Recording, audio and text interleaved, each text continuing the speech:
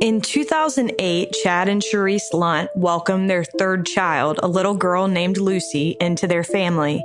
They didn't realize then just how much their world was about to change. Unbeknownst to the Lunts at the time, Lucy was soon diagnosed with a severe neuromuscular condition.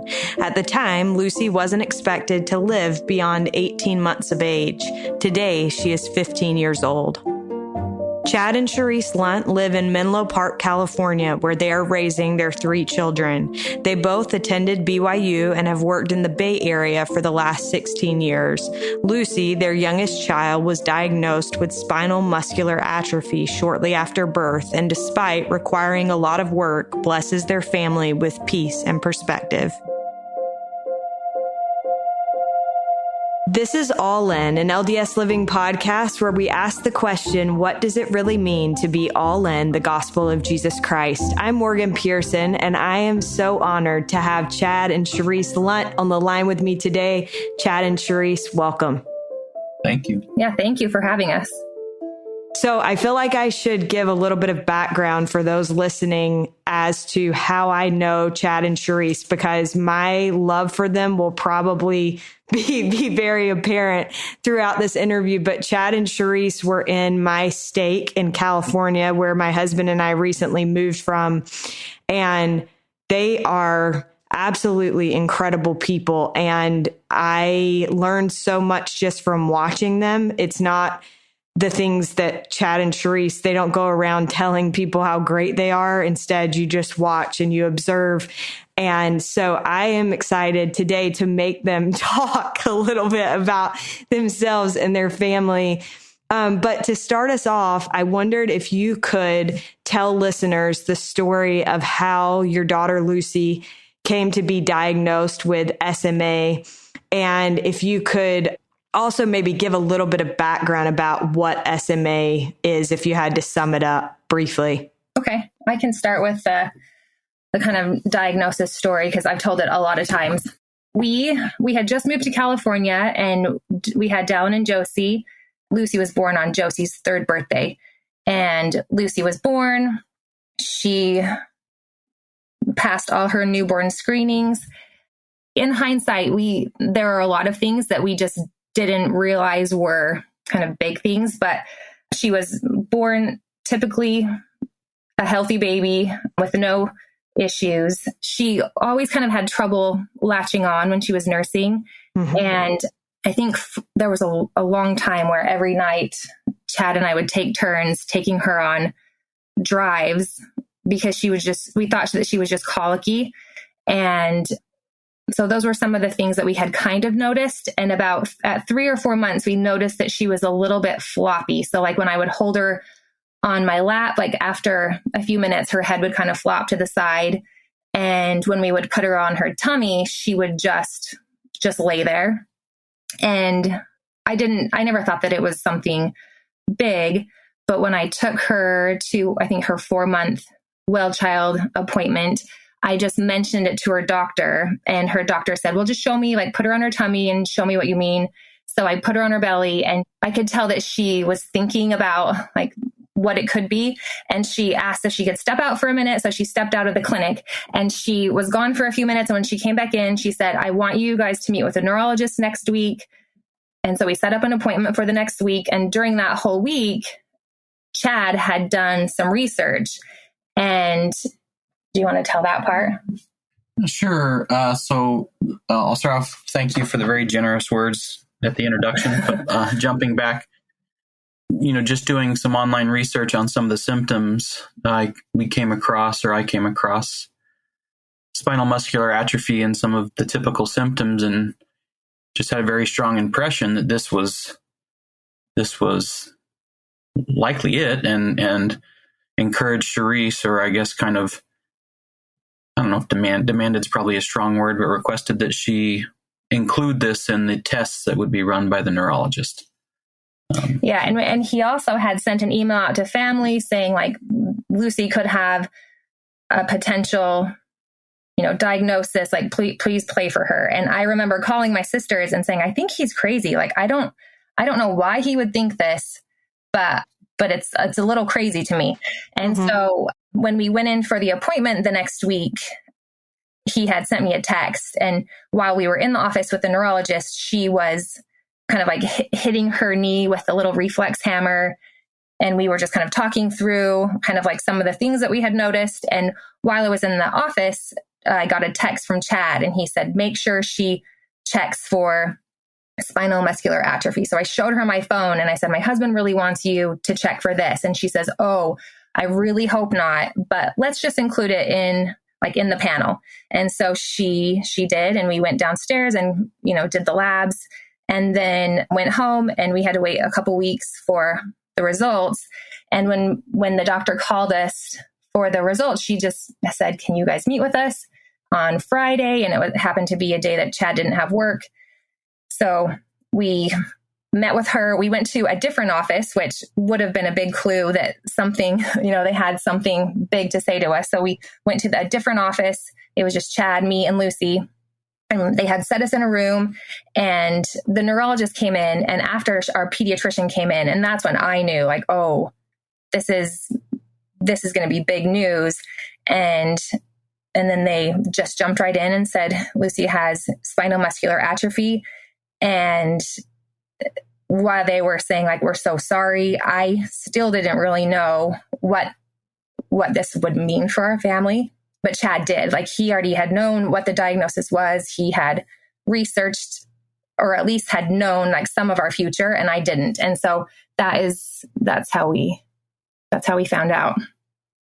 And before Chad saw the spinal muscular atrophy and had that impression, had anybody mentioned that it could be that? No, it's actually a really hard diagnosis, because they usually will test for other diagnosis before it's kind of worst case scenario. Right. Mm-hmm.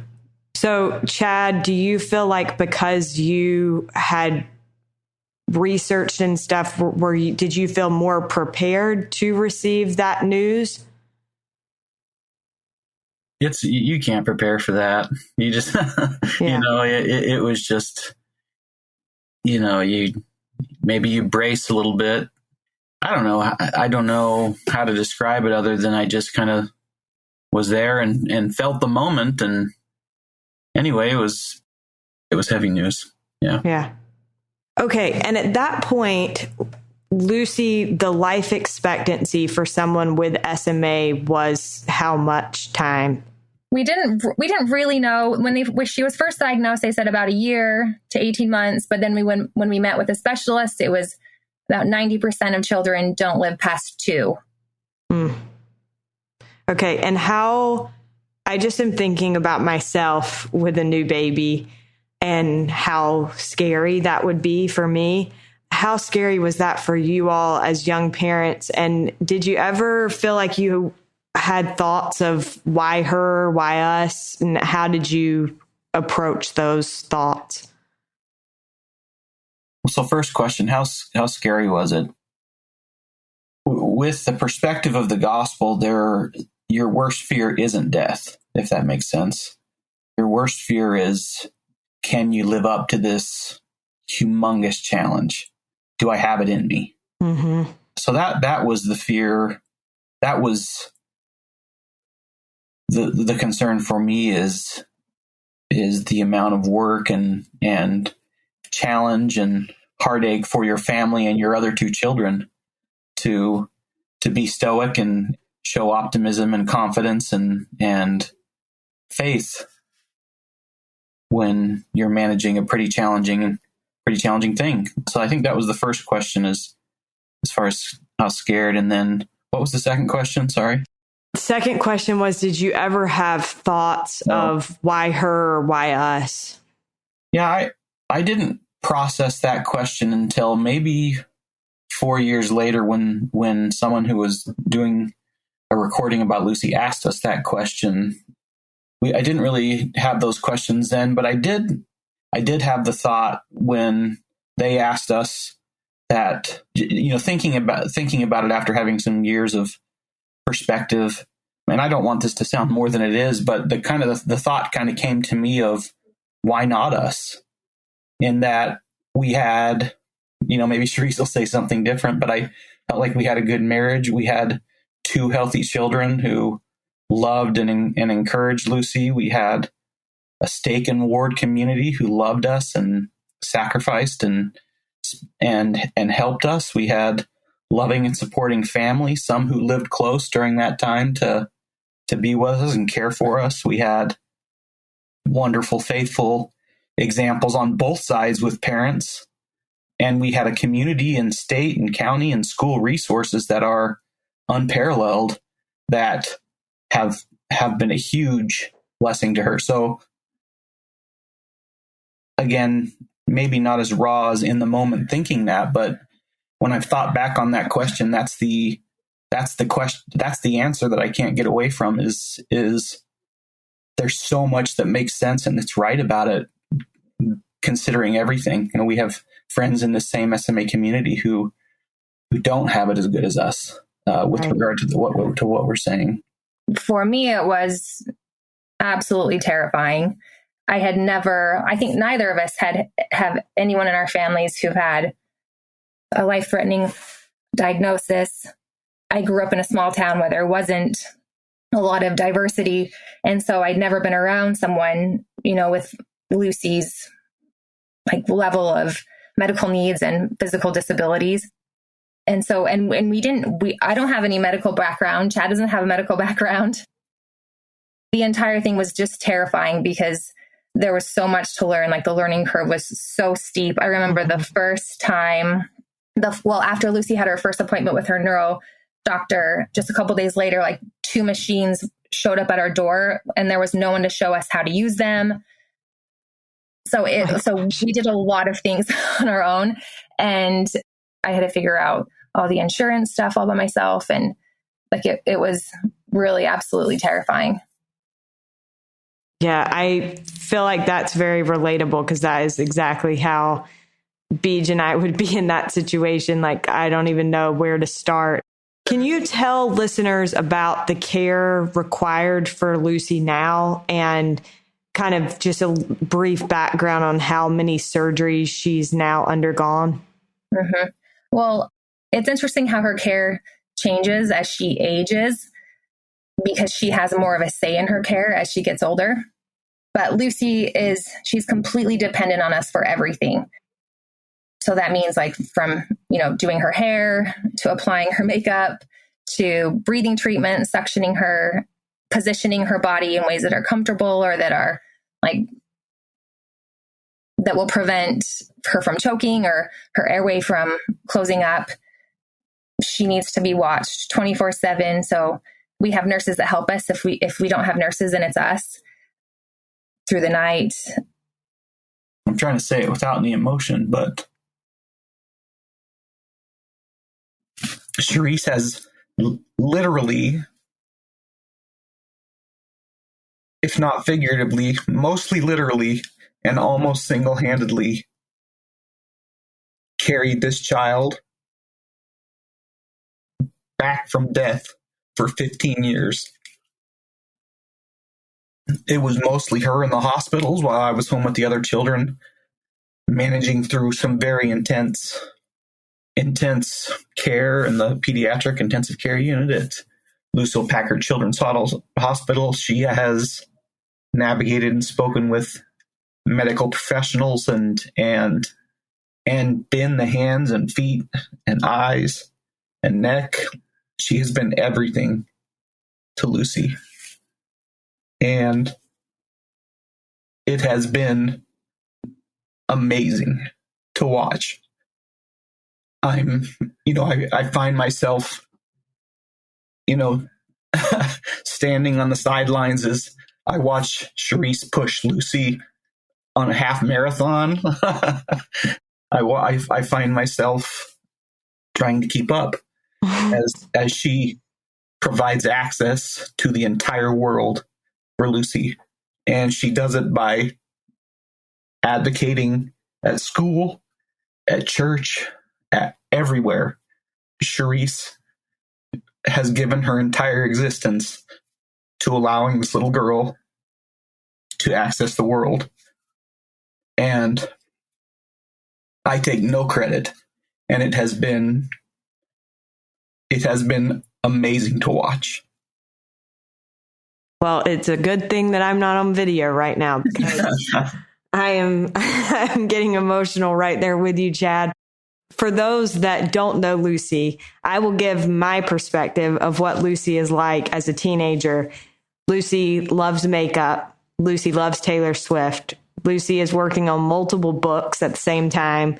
And she sang at our ward's 4th of July breakfast, a solo. She's incredible.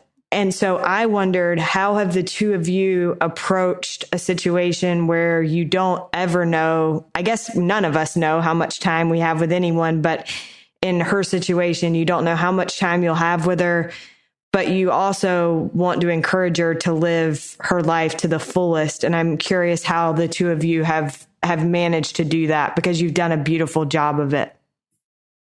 Well, I think it's actually kind of a scary thing to send her out into the world just from a medical perspective. Like, we worry about her getting sick. Even a common cold could be fatal. And so our life, it feels like we're always living on the edge. And just socially, it's so difficult. And also our world is not a really accessible world. And so there are a lot of challenges, but we try really hard to let Lucy live the life that she wants to live and, provide opportunities and experiences for her. And so she kind of leads the way. I think that it really helps that she has older siblings, so she can see kind of what to do in life. Like, I remember her first day of kindergarten, I was shaking. I was so nervous to send her to school. And she told me, "Mom, what's the big deal? Like, I'm just going to kindergarten. Like, it's okay." And so I think that Lucy's a huge advocate for herself, and that really helps us support her in, what she really wants to do. Right. Another thing I wanted to touch on is Lucy is very smart. And there have been a couple of times, like you said, Cherisse, where she has advocated for herself. I wondered if you could share with listeners a little bit about how Lucy has used her intellect and how you've encouraged her to do that. Well, I think when you have certain limitations, like for someone who maybe is not able to see, they will use their ears or other senses. And I think with her body's not able to do a lot on its own, but her mind is free, I would say. Right. And so she uses it. Like, she's very witty and she's very funny too. Cherisse, one of the two of you should tell about her writing Tim Cook. Oh, yes. So the Apple products, so on Lucy's power chair, she has a joystick, and that joystick she can connect to different devices. She can change the position of her chair. She can change the speeds of her chair. She can connect the joystick to different devices and use it as her mouse. And we can program all different types of settings for her to, click right, click left, or scroll. And all of the Apple products, it was just not user friendly. And it had this line that would slide across a screen, and you'd have to select it when it would pass. And then once you select, it would scroll the other way, and you'd have to just pinpoint it. It was just really frustrating for her to use. And so she had created a presentation, and the first slide was her with this big sombrero. And that was her first slide. And then her second slide, I have a copy of the letter, but it was like, the iPad could be better. And she described, like, Apple product user, but on my power chair like this, I'm not able to use it. And so she asked me to post it on my social media. So I did.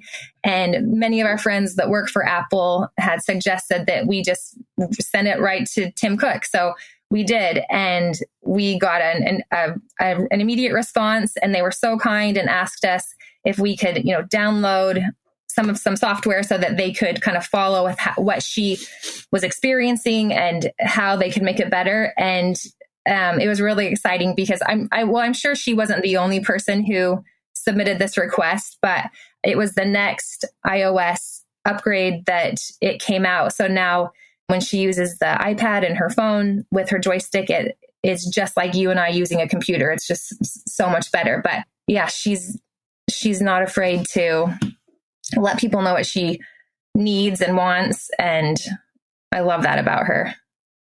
When you were talking, Cherisse, I remembered you telling me about how she also wrote the college board trying to get her nurse to be able to help her on her test. And then Beej is listening to me do this interview from across the room. And he texted me and said, Lucy also spoke in front of the school and had Josie read her speech like a boss.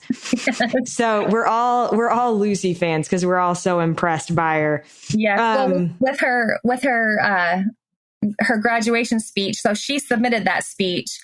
And when she was writing it, I had some ideas that I thought would be kind of an interesting perspective from her. And she basically told me that they were lame, that she didn't want to use any of my advice.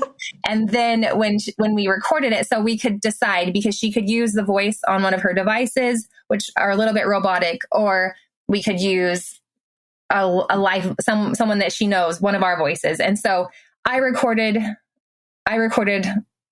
reading her speech, and Josie recorded reading her speech, and Josie for sure won. She said mine was lame. Well, you've both done a lot for, I feel like, the SMA community. You've been huge advocates, not only for Lucy, but for others that have SMA and just disabilities in general. How has that advocacy blessed your life? I don't know if it's the experience that I've been able to have caring for Lucy, kind of the perspective that it's given me. But I think having to advocate for her and kind of fight for a lot of things that she needs, I hope has developed a lot of skills and abilities and confidence. So I think that confidence would be one that, even if I don't know exactly what to say or how to get something, I know that if I keep trying and, persevere, or I'm persistent, that I'll be able to accomplish whatever I'm trying to accomplish, whether it's, getting a piece of equipment for Lucy, or getting a service for her, or, asking for something that she really needs at school. Or being interviewed on a podcast. Yeah. I don't know if that is a skill of mine, but yeah, just being able to kind of just give perspective, because I think it's important to have lots of different perspectives. And I think that, being able to communicate our experience and our perspective, I think just kind of adds to kind of what people understand and kind of think about. Yeah. Well, one thing that has stuck with me from a conversation that we had previously was you told me that before you used to wonder about quality of life for someone that was in Lucy's situation. But then you said something to the effect of, I've realized to Lucy, she has a great life. Mm-hmm. And I wondered, for both of you, what would you say makes Lucy's life great? I think that, Lucy, one thing that I've learned is that,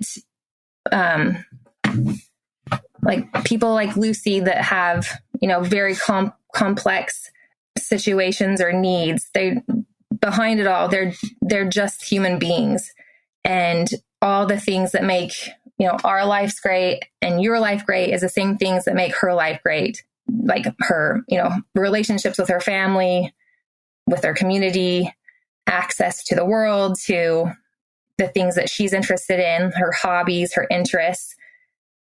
Like they all contribute to her life. And something I always have to remember is that, and I'm learning more as she's getting older and kind of tells me to back off on most things, is that things that I enjoy about life are different than what she enjoys about life. And so it's made me have to kind of step back and let her take the lead on, deciding what makes her life great or what she would like to do in her life. The only thing I would add to that is, in addition to all the things that Cherisse mentioned, she also she also likes to work hard and then succeed. So she's in a geometry class right now. And you can imagine math as a concept without being able to count and touch and move things is a little bit of a unique challenge for her. And so we watched her study all night, and she would ask us to come in and we would quiz her, and then she did really well on a test. And so just like for all of us working hard and achieving something, she does that too. So she's, in spite of it all, making it happen. She's awesome. What would you say? So you mentioned earlier the support of your ward and community. What have you learned about ministering in the Savior's way as you've experienced the ministering of others around you? Something that I've learned through other people's ministering or, serving us is that it never needs to be something big or something super thoughtful. It can just be, hey, I'm praying for you guys, or just a popping in to say hi, or just thinking of us. And so that's helped me realize that I don't need to, cook an elaborate meal for somebody, and I don't need to make a quilt or, anything that's time consuming, that it's just like the kindness and being thoughtful and genuinely loving and caring for others that is really ministering. I would say it seems like when someone approaches you and wants to have a conversation about something hard you're going through, it's human nature to kind of want to compare and relate to that other person through what you perceive to be a similar challenge or similar trial or comparable challenge. And I think that I remember early on people would share their problems with us, and then they would feel bad for sharing them with us because, but what you're dealing with is so much worse. And I think that what I've learned from that is that it doesn't matter the magnitude or scale of the problem to some extent. It's just you're going through something hard too. And so, as you compare the Savior, who has experienced all of those, no matter the magnitude or scale, he's not tempering or reducing his care in the same ratio of the severity of your challenge. He's loving you, and he's saying that's hard, and I'll be there with you. And anyway, maybe too many words, but that's how I felt about it. Is that I've just learned that people are going through hard things, and hard is hard.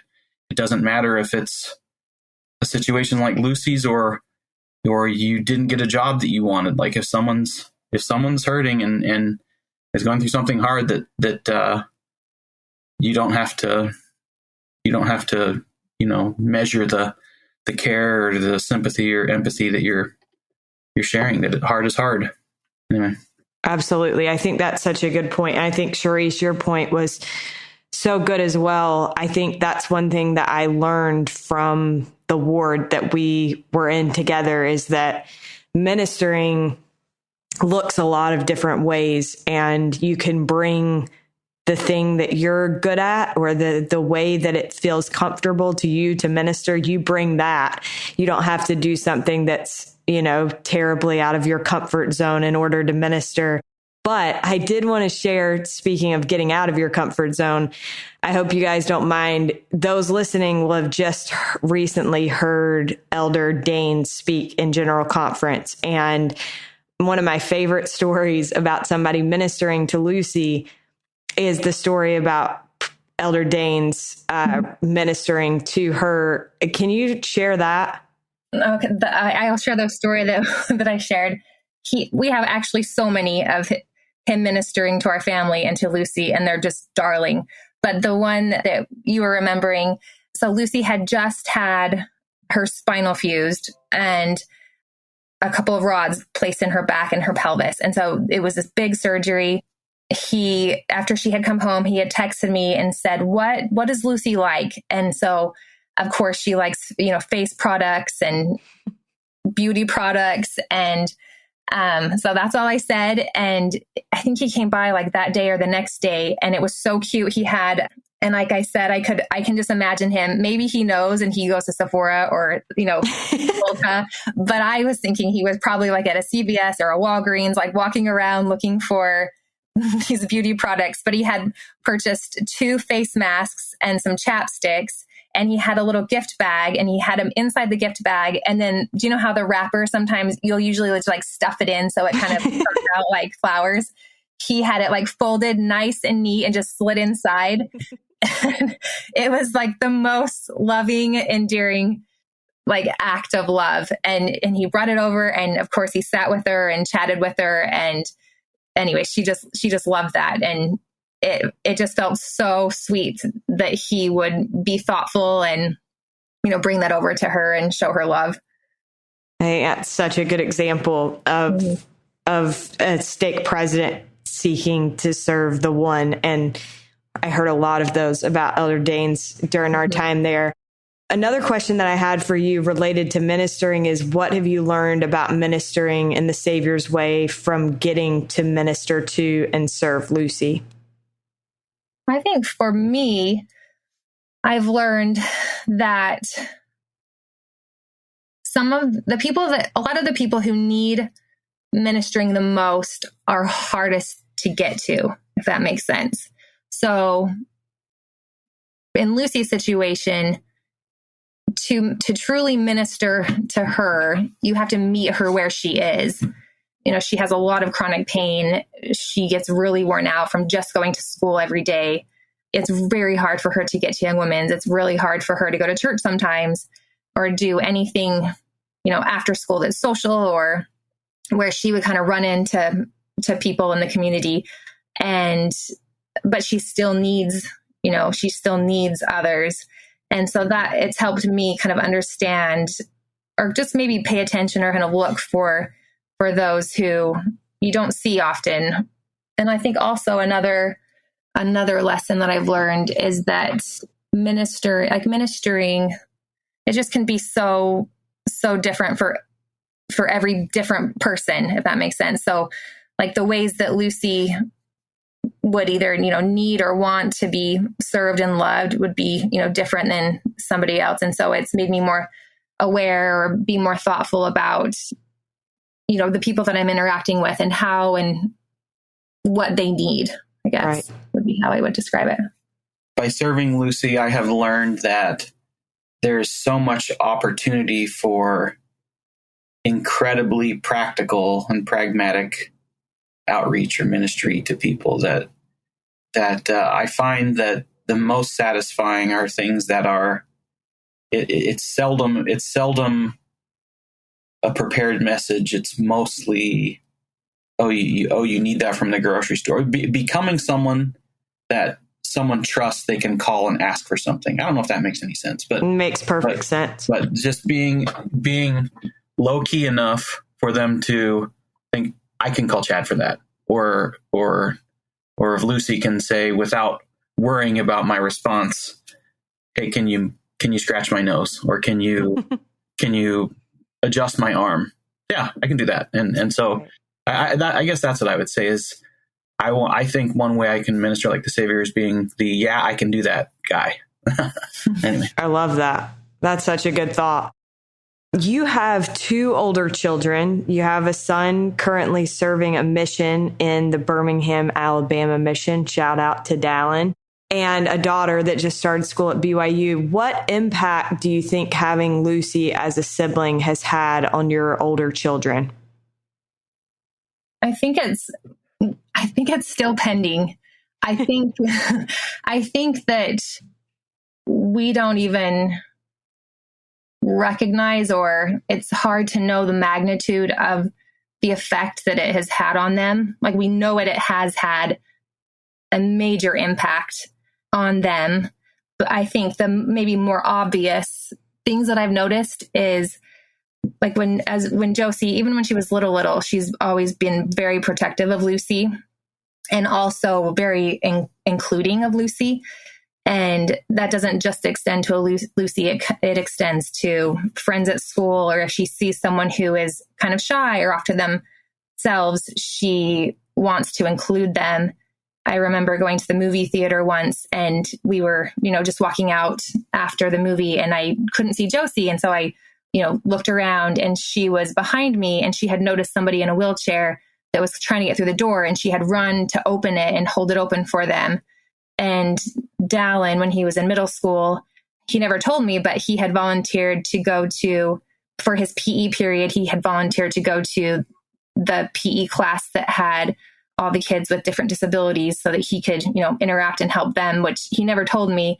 The PE teacher had told me when I ran into him. So I know that it has affected them in many, many ways. But it's, like I said, I think that as they get older and can process a little bit more, they'll be able to communicate more of what it has meant to them and kind of how it has shaped them. Because it's been their whole lives. Josie was 3, Dallin was 5. So it's hard to measure a difference. It's just how it's always been. Yeah. Chad, would you add anything to that? I would say things that I've seen and then things that I hope to see. Things I have seen, I know that they believe in prayer. I've seen, in really tense times, them suggesting and requesting prayers for help, and we've been able to recognize together when those answers came. I've seen them do the same thing for blessings and things like that. So I know they believe in prayer, and I think that anyone, I think that is not necessarily unique to us. I will say that the intensity of Lucy's care and situation has prompted or made the timing and speed of the response perhaps more noticeable. Another one is, I know that they know the plan, and that has been, again, life has a way of kind of securing and confirming the plan, but I know they know it, and I'll say probably until they were 13 or 14, anytime you were alone with them, or there was a quiet moment, or you would see them start to look contemplative, and then you would see their eyes get misty, and then they would say, "Mom or Dad, is Lucy going to die?"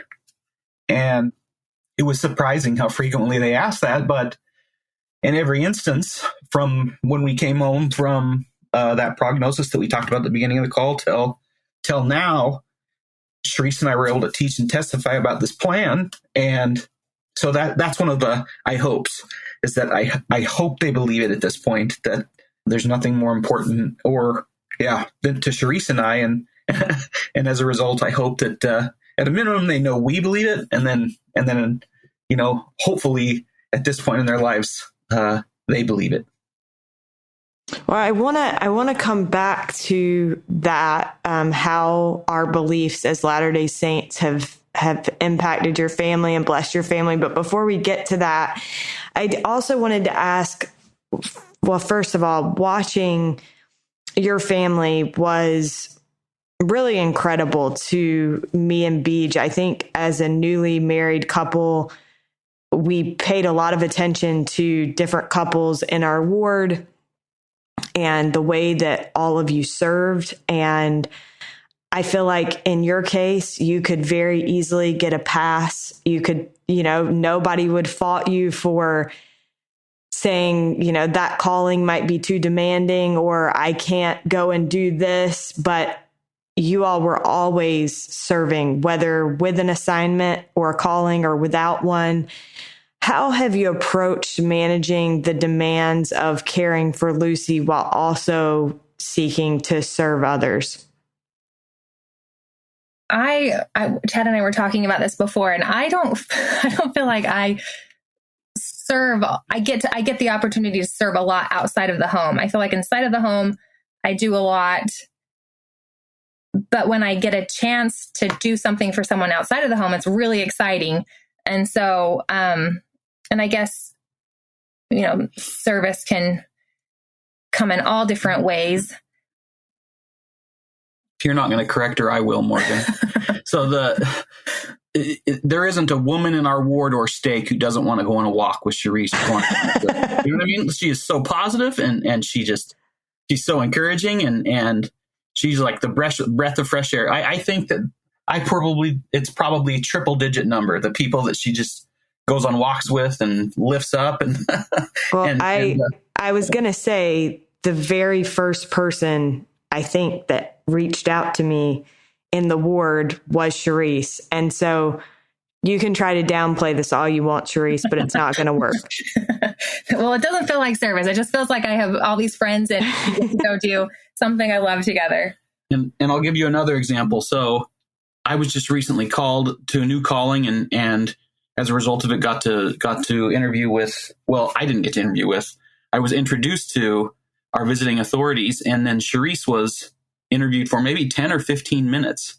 And this has happened in every calling that I've had, where they'll somehow learn of our situation and the requirements on us. And Cherisse will say, my family needs those blessings, so we'll do it. And never mind what I'm doing. Never mind what I'm doing while Cherisse is at home carrying this large load so that I can serve as needed. She knows that when we choose to serve the Lord, there are blessings there. And so she has made that possible for our family, that we can both serve in the church and also keep it together, so to speak, in the rest of real life. So anyway. For sure. Well, I think it's one of those things where, when somebody's just a natural at something, they don't even know they're doing it. That's how Cherisse is. Right. Before we get to our last question, I wanted to ask you, what does our belief as Latter-day Saints about the resurrection mean to your family as a result of being lucky enough to have Lucy? I think that it's everything. Like the resurrection, like it doesn't, we talk about the resurrection a lot. Like Lucy and I were talking about it the other day, and it doesn't downplay her earthly experience, because her earthly experience is important. It doesn't make it less hard than it is, but I do think that it softens the unfairness or the challenges of her life. Like I said, it doesn't mean that we don't try as hard to make this life experience the best that it can be and be positive and, create every opportunity that we can. But it really does mean everything. Like I said, when we're just playing around, I'll be dancing in her room and I'll say, what kind of dancing do you think you're going to do? Or I'll just ask her questions about her resurrected body. And we just it's just part of our normal conversations. But yeah, it's something that we really look forward to. Chad? The resurrection is certainly part of it. And for someone whose body doesn't work the way that ours does, it's extra beautiful to think about that reunion. Yeah, kind of that physical reunion in that way. I don't know. Weirdly enough, I'll be a little sad. Hopefully you're editing out all this emotion, but weirdly enough, I'll be a little sad because I won't have my girl to hold or take care of. But in addition to the resurrection, all of it, right? All of it is what propels us. So anyway, yeah, definitely, the resurrection it creates a beautiful picture in our mind, but it's who Lucy is and who she's becoming and how the gospel has shaped that makes me the most excited to see her again after this life.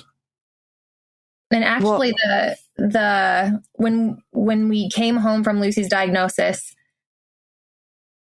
like the resurrection or the plan of salvation is how we told Down and Josie kind of what was going on. We've always been very open with them on the entire situation, But that was like Chad, I think he still has it in his journal, but he drew like a little basketball team and talked about this is our team. And like, we're always going to be a team. And even if one of us, leaves this life before, like, we're still a team. And this is what the atonement and the plan of salvation is. And so it's always been a big topic in our home, even though, like I said, it doesn't downplay this life experience. It's not like we want to hurry and get this over with so we can do this better thing. It's all important. Well, and I think that was, to me, the message of President Nelson's conference talk about Think Celestial was this life does matter. And yes, we have an eternity to look forward to, but there are things that we can do to make the most of this life and that we've been given. And I just want to, I know that it probably sounds at this point like I am a fangirl, but that is because I am. And I just want to compliment the two of you on the incredible job that you've done of that. And thank you for your example. My last question for you is, what does it mean to you to be all in the gospel of Jesus Christ? Yeah, sure. I try and, well, anyway, I want it all. Like, maybe I'll start over. I want it all. I want my family to be together forever. I want my children to grow up in a community and faith that support them and provide true, meaningful, authorized hope. I want my sons and daughters to spend plenty of nights sleeping on the ground, going camping with the youth. I want them to worry and be concerned about people they would never meet in their normal life. I want them to learn to love the temple and the scriptures. And to be all in to me means that I believe there's nothing that the Savior can ask of me that I wouldn't give. I hope that that's true and want it to be true. But that's kind of how I would say it, is that I just I want it all and I'm ready to do what it takes. And I hope that my life and character can live up to that desire. So that's it for me. So well said. Yeah, he says, I want that too. He just says it so much better than me. I think my version would be, what does it mean to be all in the gospel of Jesus Christ is to have a strong relationship with the Savior that, like Chad said, I'm willing to do whatever is asked of me, whether it's, taking care of Lucy or, serving people that are around me, or just anything that I can do that shows my love to the Savior. I really want to do that. Well, thank you. I don't know if that makes sense, but it makes perfect sense. And I think that is exactly what you do. So thank you both so much for being willing to indulge me in this. And thank you for sharing Lucy with all of us. I am excited for more people to get to know her through this episode. Awesome. Thank you for having us. We are so grateful to Cherisse and Chad Lunt for joining us on today's episode and for reminding us that there is so much to be grateful for in this life. Big thanks to Derek Campbell of Mix It 6 Studios for his help with this episode, and thank you for listening. We'll look forward to being with you again next week.